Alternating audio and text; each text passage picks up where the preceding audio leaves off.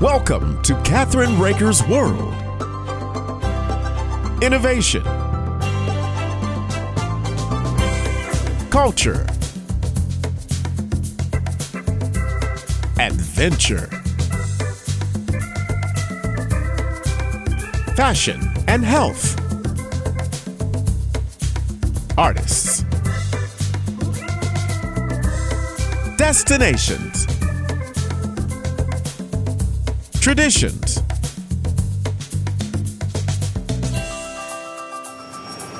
This is Catherine Raker's World. Hi, this is Catherine Raker of Let's Just Talk in Catherine Raker's World. In the U.S., there are approximately 27 million people living with COPD, and it's considered the fourth leading cause of death. Symptoms such as breathlessness can lead to significant disruptions to everyday life, but can be managed. The survey uncovered several misunderstandings which occur between patients, their doctors, and even their caregivers, suggesting an opportunity for better overall communication. This new survey reveals COVID-19, which is worrisome to patients with COPD, but disease management needs improvement. And today is COVID Awareness Day. Our guests today to discuss the survey are Thomas C. Corbridge, MD, who is a medical expert for GSK and a pulmonologist affiliated with multiple hospitals in the Chicago area, including Northwestern Memorial Hospital. Our COPD patient, Jan, and our COPD caregiver, Justin. I want to welcome you to our show today. How are you? I'm good. Well, Thanks for having me. You know, doctor, let's start with you, and then I'm going to go back and forth with each of you. So, doctor, how has COVID-19 impacted COPD patients? Yeah, we certainly, all are concerned about COVID-19, but for our patients with COPD, this has been a particular worry because we know that if you have underlying COPD and you get COVID, you may have worse outcomes. So this has resulted really in doubling down on our efforts to keep that, individualized treatment plan in place, make sure we're doing everything we can for our COPD patients to keep them out of emergency rooms and hospitals for COPD exacerbations, for instance. And what are some of the biggest challenges for HCPs? From a physician point of view, currently, of course, there's an increase in the workload. There's a burden on the healthcare profession in general.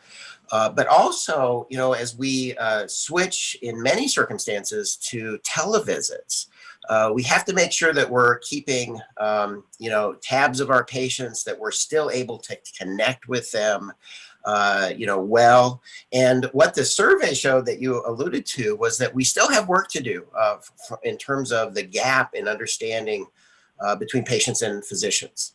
Our patients may, for instance, underreport where they truly are in terms of their symptoms of COPD.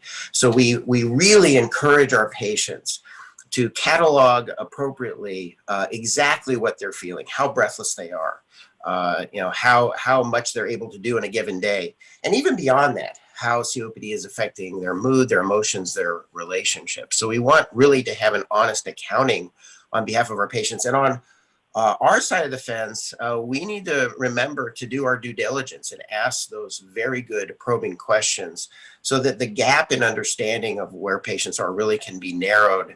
And this helps us significantly to thereby design an individualized treatment plan that will work. This is a treatable disease, and the more information we have, the better we can design that plan.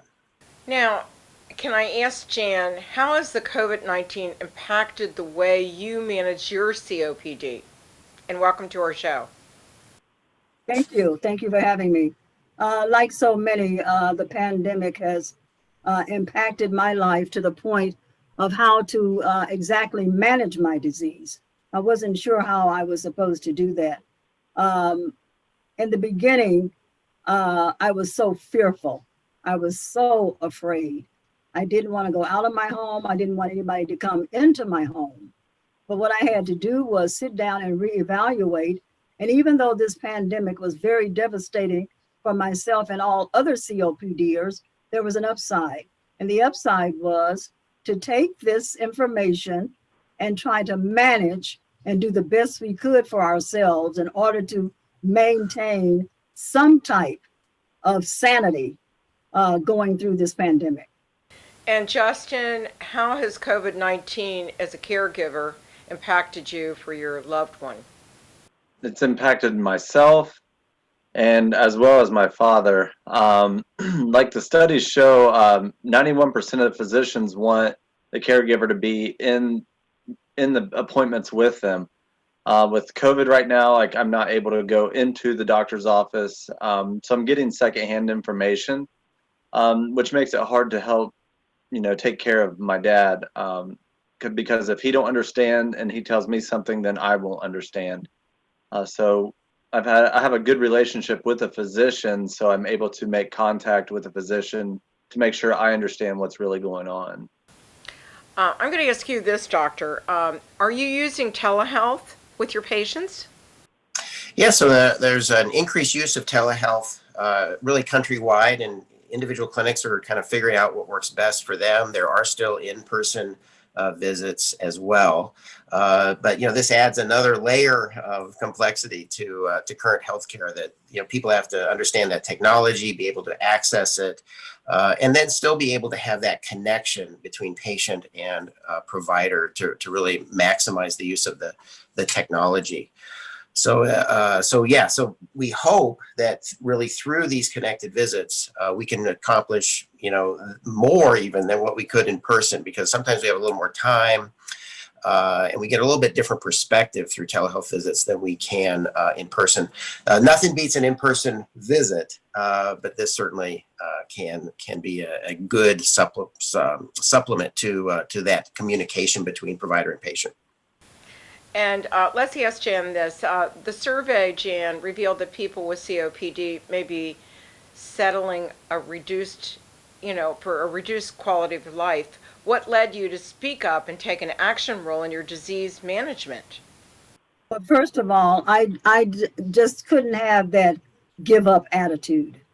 And because of that survey, we want to empower those people. And it takes a lot to be empowered. But all it takes, one thing that it took was getting around the right support group. And you want these people empowered. You want them to know that even though there's no cure, this disease is manageable. And there are things that we can do. We don't want to concentrate on things we cannot do. Let's concentrate on what we can do. Keep some movement going on. Knowledge is power. And that's the message that I wanted to get out to all of those in that survey, that 63% that you're talking about, is to get up and get moving. I know it's hard. It's nothing easy, but it's something that we have to do if we want to be able to manage this disease while we're waiting. Justin, I'm sorry, the survey showed that caregivers' involvement in doctor's appointments can have a positive impact on care. How do you support your dad during those doctor visits? And are you allowed to go with him?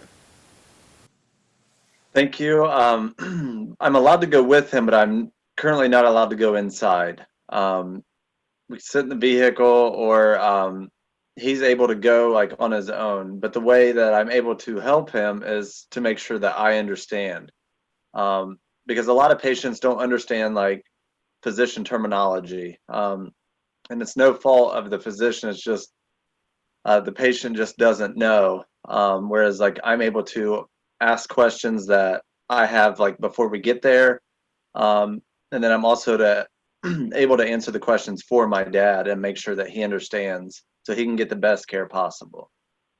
I want to ask you, Jan, what advice do you have for those in the COPD community and what comes to improving conversations with their doctors or caregivers? The main thing for a COPD, we already talked about support groups, rehabilitation, but they have to be a COPD has to be completely honest with their doctors. The doctors can't help us if we're not honest with them. We have to sit down and tell them our fears. We have to become vulnerable. Let them see the vulnerability in you. Let them know what your worries are and say, what type of action plan can I have to make myself feel better and to do better? Okay, what can I expect from you? What do you expect from me? There has to be complete, honest dialogue between the COPD and the healthcare provider. That's the best information that I can get, advice I can give to anyone.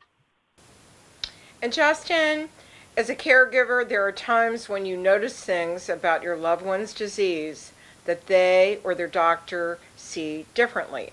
How do you communicate these observations? I always, if myself or my mom see my dad deteriorating any, we usually make contact with the physician. And that's what I recommend with anybody that's a caregiver or a patient.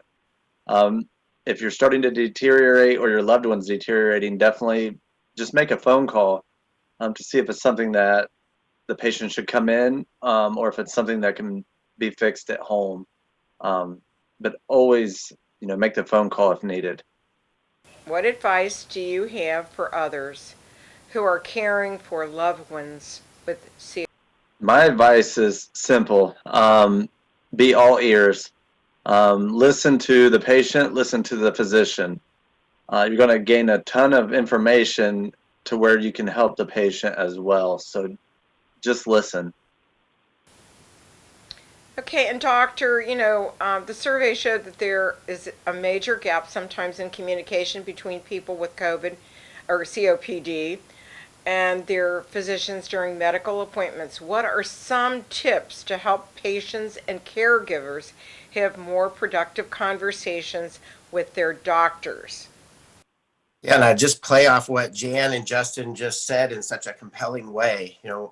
Jan mentioned, empowering herself, arming herself with information. So, going to places to get more information and understand COPD. COPD.com is a nice resource to be honest, open, even show those vulnerabilities, prepare for those visits with cataloging what you're feeling so that you can report those with accuracy during those physician visits. Again, we know that some of our patients do underreport. Some of them attribute symptoms to other things than the disease, such as aging or getting heavier. Maybe they feel they're out of shape as contributors to shortness of breath. Some are embarrassed because of the history of cigarette smoking that most of our patients have. We love it when caregivers come to these visits because we can see the patient through a different lens and increase that communication. And then the physicians, albeit, busy and sometimes there are time restraints, we need to do our job to ask those good probing questions to establish that trusting, non-judgmental relationship so that we can really see where patients are on their COPD journey, because this is how we craft the best individualized plan. And COPD is a treatable disease. So, your audience should know that, get in, get early, establish relationships and get the treatment that is currently available. Doctor, are you, my husband had to go for one of his doctor's appointment. We couldn't be there. Do you allow taping, for, like on their phone, so certain things that they need to know if they don't have a caregiver with them? Sure, there are alternate ways to get caregiver input, whether it be by phone, et cetera. Always respecting patient privacy, but there are certainly ways to enhance the communication, even with the limits of COVID and telemedicine. So we have some of the caregivers can join in on televisits, and sometimes that's a separate phone communication. That's great. There's Zoom and a lot of other things today with telehealth and everything else, so that the caregiver really understands. I want to thank all of you for joining me today for this very important television show and radio show. And where can our viewers and listeners go for more information about living with COPD? Yeah, and I would start first and foremost by there's nothing better than your healthcare provider because they know you best. So use them as your number one resource. But there are a number of good places to go, independent websites. I would certainly recommend COPD.com, which has a wealth of information for patients who are living with COPD. I can't thank you again, all of you, for your wonderful information and sharing your stories and really reaching out there to the people around the country, especially that have COPD and what's going on with COVID-19 during this period of time. Thank you for your mission, Doctor. Thank all of you for being with us on Catherine Raker's Let's Just Talk in Catherine Raker's World. Thank you so much. Thank you for having me. And we'll be right back after these important messages on Catherine Raker's World and Catherine Raker's Let's Just Talk. Thank you.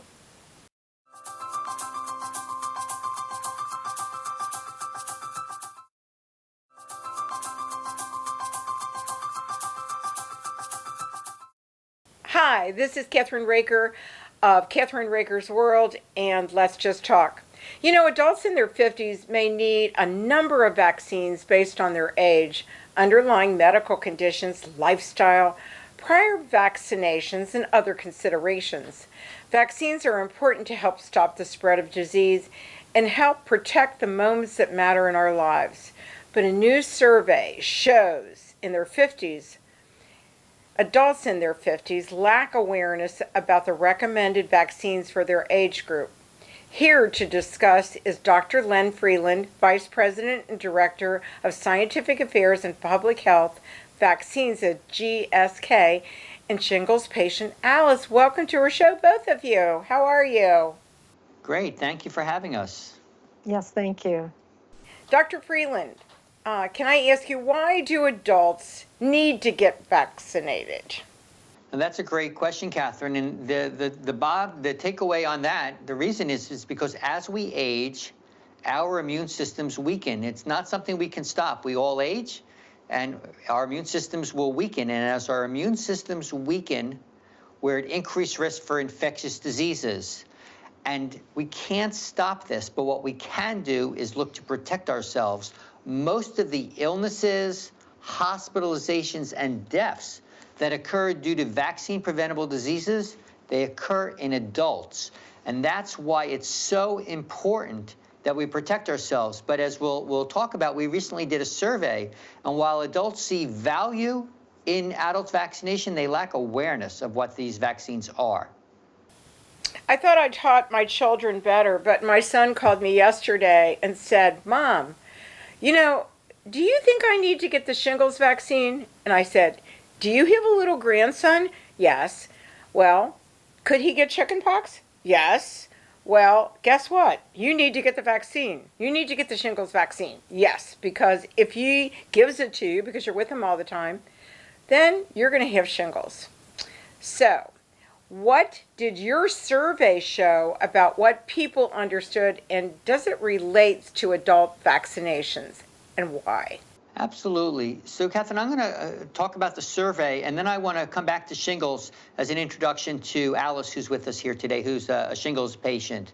So what our survey showed is we surveyed adults 50 to 59, and we asked them questions about adult vaccination, and 3 out of every 4 adults see the value in adult vaccination. They say there's extremely important or very important that adults get adult vaccines. Yet 1 out of 3 adults, 50 to 59, they lacked awareness. They were unfamiliar. They just had no knowledge of what the adult recommended vaccines are. 1 out of 3 adults, 50 to 59, thought that adult vaccines were only for people with underlying high-risk medical conditions, while in fact, most adult vaccines are recommended for everybody over age 50, regardless of their underlying medical health. They're for healthy adults to protect against things that could come in the future. And 80% of adults that we surveyed said they needed more information. But let me just come back to shingles for a minute, and then we can hear from Alice. So shingles is a virus. It's caused by a virus, and that virus is the virus that causes chickenpox. And we all had chickenpox when we were younger. Even if we don't know it, everybody, 99% of people over the age of 50 have evidence in their bloodstream that they've had chickenpox in the past. The chickenpox virus, while the chickenpox disease goes away, the virus doesn't. The virus goes to sleep in our nerves, and it can wake up. And when it wakes up, it causes shingles. And what causes the virus to wake up?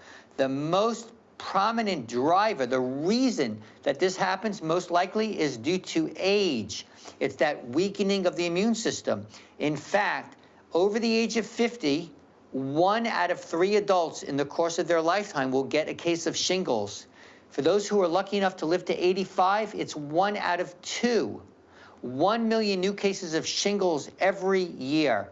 It doesn't matter if how healthy we are, our diet, our exercise. The issue here is age, and we can't stop aging, and that's what puts us at risk for shingles. But let me pass you over to Alice, who can tell you about what this disease was for her, because as you'll hear, she lost months of her life due to this illness.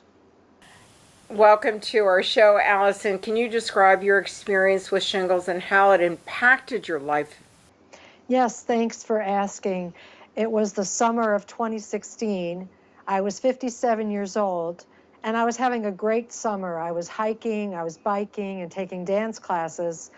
And then suddenly, out of the blue, completely unexpected, I got hit with the worst headache of my life.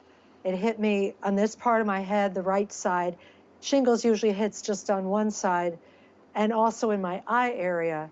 So within a few days, I was diagnosed with shingles in the eye, and I experienced an incredible amount of pain. It was very uncomfortable, and I had to take painkillers.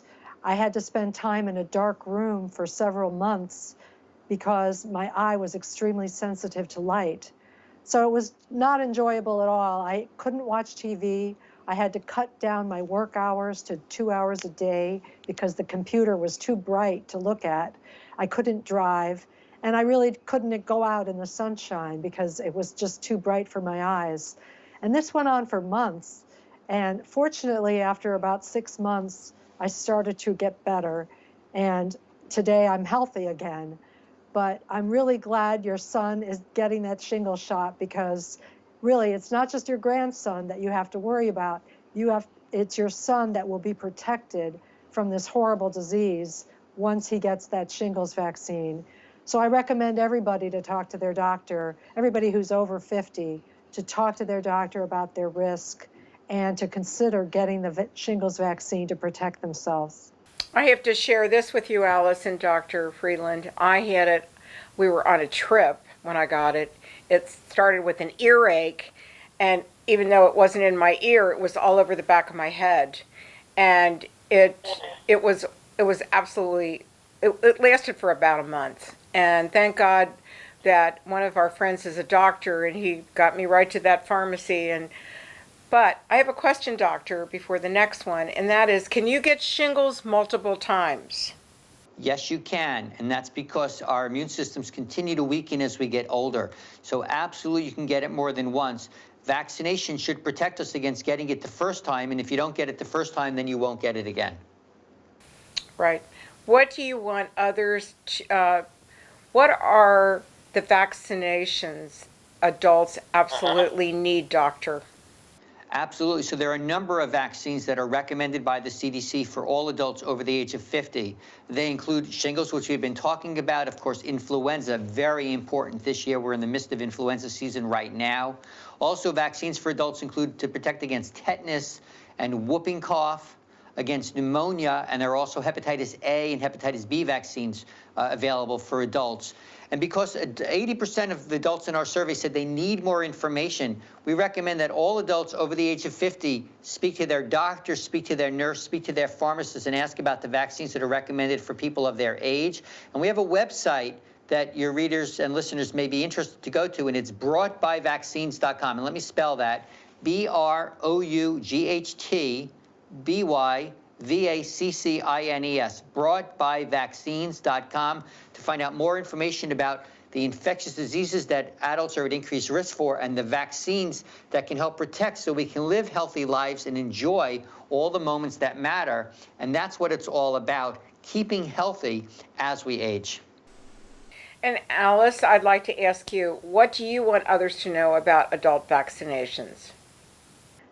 Thank you. I want people to know that I was one of those people that didn't think about vaccines. I thought I was healthy and I was an adult, and I thought vaccines were for kids, frankly, and I was not aware of my risk factors. So what I want them to know is that they need to talk to their doctor, check out their risk, and consider getting these vaccines to protect themselves.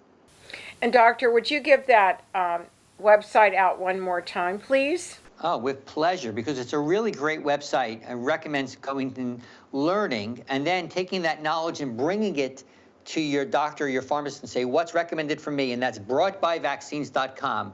BROUGHTBYVACCINES. Broughtbyvaccines.com. And thank you so much, Doctor and Alice, for joining us today on Catherine Raker's World TV show and our radio show, Let's Just Talk. Thank you, Thank you. Catherine.